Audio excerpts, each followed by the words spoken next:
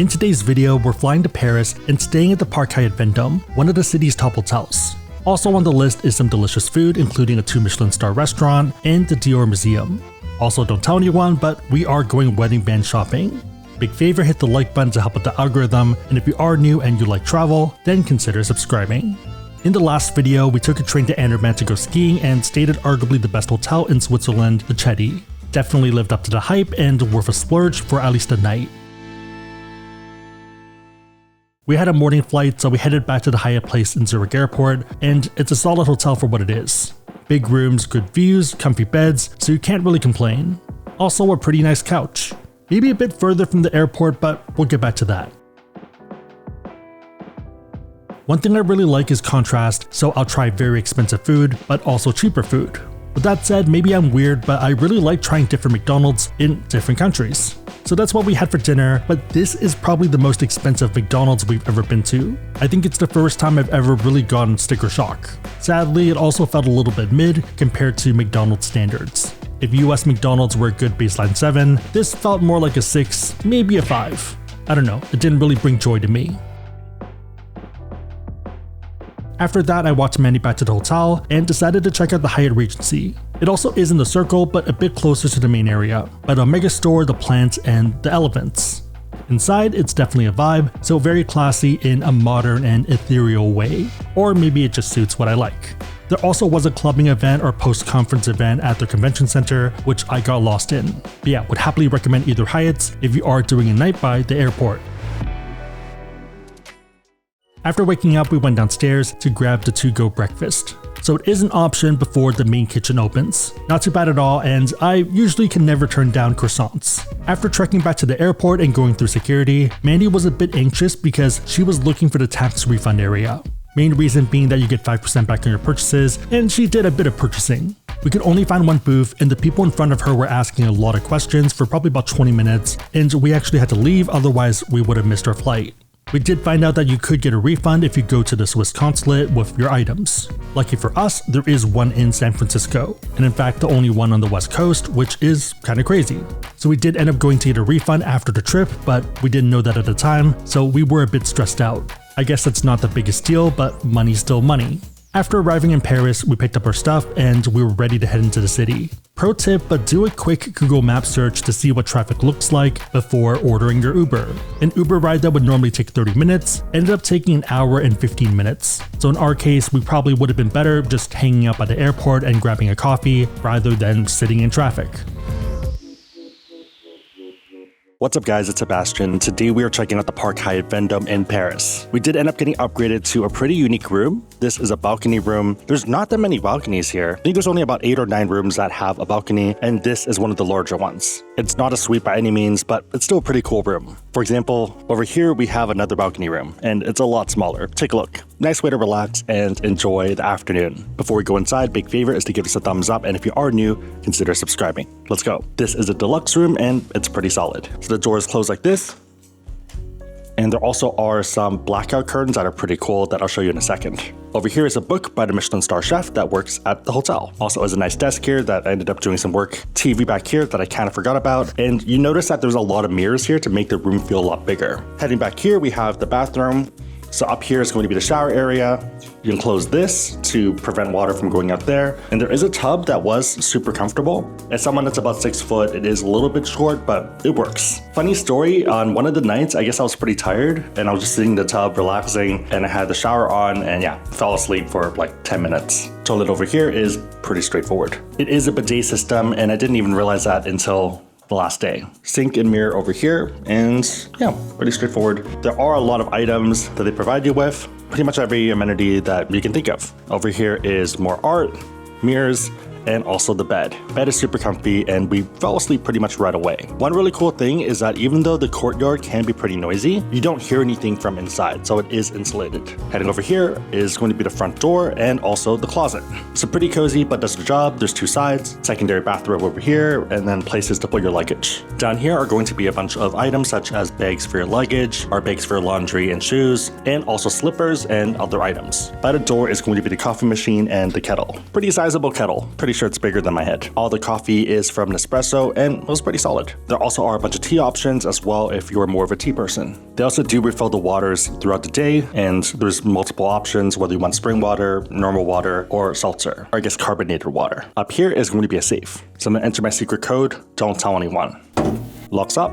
Open. Down here is a mini bar that I would not recommend touching given the very aggressive prices. In terms of the map, you can see that there are a bunch of rooms on the floor. Right now we are at 119, so there's 117 has a view, 121 which has a small one, salon which doesn't count, 125 which has a pretty interesting room, 127, 101, 103, 105, and then 111. Also 115, but yeah, not that many rooms. That's also 107. I really like the art around the room and it's a pretty fun vibe. Area is also pretty nice if you are someone that likes to go shopping. Even though this isn't a suite or even a junior suite, I think it's a pretty solid room and one I would be happy to come back into. One really nice touch that I like is that they do have flowers around the room. These are real flowers over here. We also did end up getting some champagne as part of our welcome and also a bunch of macaroons that have now been eaten. With that said, let's go shopping. Just got to Paris, dropped off our bags, did a bunch of shopping, and now we're having lunch at Leon's. This is a chain, but it's a pretty good one, and even the concierge ended up recommending it. So we were in the mood for mussels, and they were saying how a lot of the other smaller shops, it's not really the best because the food doesn't turn over fast enough. The benefit of Leon's as a chain is that this is their bread and butter, and they're always going to have fresh produce coming in, especially for seafood, and especially for Tuesday, you want something fresh. Ended up getting the Cajun version XL, and it's about €20 and pretty good already. Worked on it a little bit. It also does come with fries and bread. Yeah, you have a giant pot and the broth's underneath. Super tasty. So if you can, definitely save some of the fries for later on where you have the soup. Even though it is a chain and the Yelp reviews are not the best, I think it is solid for what it is. Depends on you obviously and your bar, but if you're not someone that lives near the ocean and you don't have seafood all the time, this scratches the itch. We have made mussels at home before, but oftentimes it's a bit too much work, and I think after like even one meal we're kind of over it and you end up having a bit too much. It ends up being like 2 to 3 meals. Gonna finish this off and I'll see you guys in a bit. If you are looking to shop but you're not really sure and going into a boutique feels a bit too intimidating, then Galeries Lafayette is worth considering. This is a famous French department store chain and it's home to a lot of luxury brands, so think of it like a fancier Saks Fifth. If your player 2 is into shopping but you're not, then you can still enjoy the amazing architecture and glass and steel dome that is right in the middle. There also is a glass bridge upstairs that you can line up for. Pro tip is to make a reservation online or scan the QR code when you go in and then spend time shopping and then come back afterwards. If you need a break and you want some fresh air, then the rooftop terrace is pretty nice and has restaurants and also offers one of the best views of Paris. One of my favorite parts of the Park Hyatt is the spa area. It's not the biggest by any means, but it does the job. You have a bunch of lockers with everything you need, and also a hot tub, which is pretty small, but super enjoyable. There also is water and fruit available for when you're cooling down, with plenty of seats. I definitely went in and out a few times, and it's a great way to relax. In addition, there is a super nice steam room, and I wish I spent a bit more time in there, and a pretty nice sauna that's super hot, as you'd expect. I'm a huge fan of saunas, steam rooms, and hot tubs, and since we don't have these amenities at home, I try to make use of them when I can. It definitely is small and cozy, but the Park Hyatt also is not the biggest hotel and doesn't have that many rooms, so it kind of works. For context, I ended up spending 2 hours here by myself while Mandy took a nap. On a side note, if you are someone that wants to learn about cards, whether for the Hyatt Vendome or just more trips in general, we do have links on the website, asksebby.com, and also down below in the description box. Good morning, it's now breakfast, and one of the cool perks about Globalist is that you do get free breakfast. They have a menu you can order from and also some drinks. If you are Globalist, then all the items on the menu are free. We ended up ordering the exotic fruits, which were amazing, smoked salmon, and Manny got the eggs Benedict. Let's try the Benedict. Eggs are perfectly cooked. I think one big thing about the restaurant here is that the technique is like 10 out of 10. Really good. Let's try the smoked salmon plate. There is smoked salmon in the buffet section as well, but it tastes a little bit better here. The one exception might be the dill smoked salmon, which is pretty good up there. Speaking of which, there is a pretty big buffet spread and a lot of different items, ranging from meats, smoked salmon, cheeses, fruit, and of course, pastries. The croissants here are probably the best I've ever had. So they have a layer of glaze on top of it to finish it off. So you have the whole savoriness that you would get with croissants, perfectly cooked, but you also have a bit of a sweetness. It's like a tiny sugar coating and it adds a lot more complexity. There also is an area for cereal and also bread. Let's try Mandy's coffee. Oh, Mandy's coffee is pretty good. I ended up getting normal coffee, which tastes pretty normal. Hers tastes a bit better. Let's try Mandy's orange juice, even though I'll try my own orange juice. That's good orange juice. If we're paying out of pocket for this, it would be €115. The main reason being 2 breakfast buffets would be 54 total, exotic fruits is 30, and then salmon plate is 31. Since we are globalist, all of it's covered. So let's take a look. Buffet breakfast ends in about 15 minutes. I already did 2 plates. Gonna finish this off and try to do 1 more plate. See you guys in a bit. I'm giving Mandy back her spot because I'm actually over there. Which spot do you like better? Oh no, is that egg? Mandy, there's egg all over you. Okay, well, time to eat. Other comparable hotels in the area are going to run you about $1,000 to $2,000 a night. Place Vendome is one of the city's most famous and elegant squares. It was commissioned by Louis XIV, the Sun King, and was completed in 1721. The Vendome columns in the center were erected by Napoleon in 1810. But yeah, lots of historic significance and interesting architecture.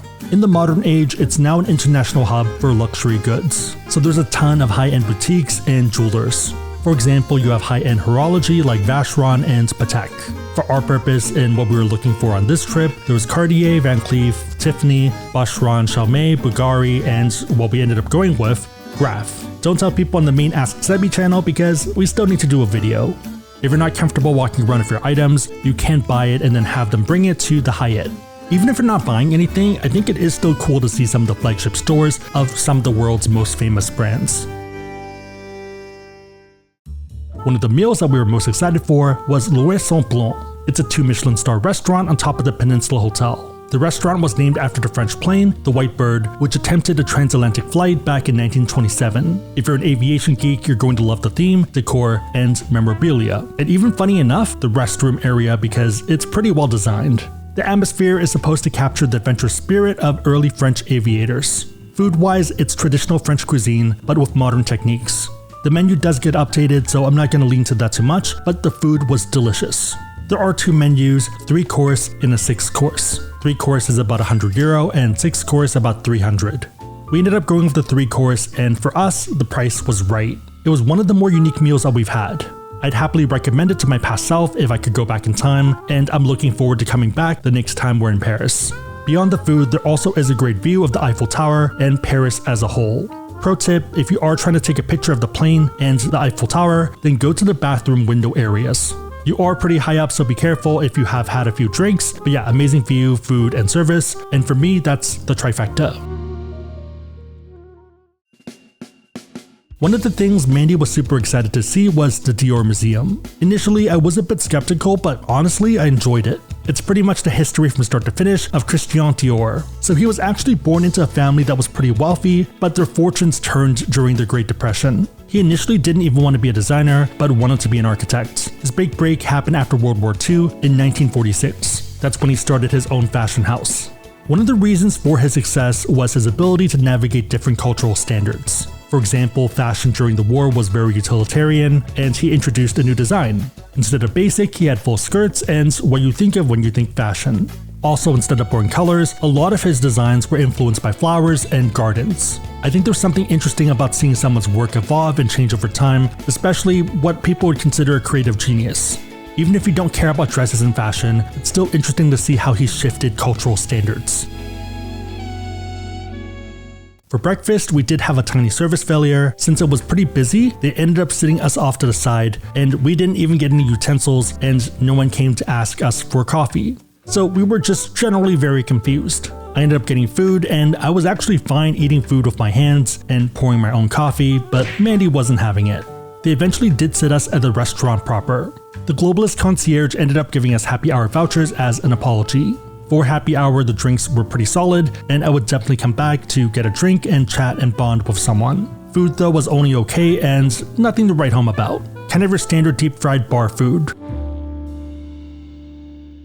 Overall, we had a great trip to Paris. It's one of our favorite cities to visit for the ambiance, shopping, and amazing food. If you are into shopping, then I think the Park Hyatt Vendome is worth staying for a night or two, especially if you have Hyatt points or you can transfer Chase points over to Hyatt. And to be fair, there are nicer hotels like the Four Seasons, Ritz, and the Peninsula, but those cost a lot more money and you can't use points to get outsized value. In case you're wondering, the Ritz Paris is not associated with the Ritz Carlton, so you can't use Bonvoy points. Park Hyatt Vendome is definitely not for everyone, but for me, happy player 2, happy life. Again, if you want to learn about cards, we have links on the website, asksebby.com, and down below in the description box. If you made it to this point, leave a plain emoji in the comments down below, and I'll try to heart it and also respond. 3 questions. Number 1, is Paris on your list? Number 2, where do you typically stay? And number 3, any other food recommendations? Let me know and everyone else know in the comments down below. Always looking to add new stuff on the list. Big favorite, thumbs up, consider subscribing, but otherwise hope you liked it. See you next time.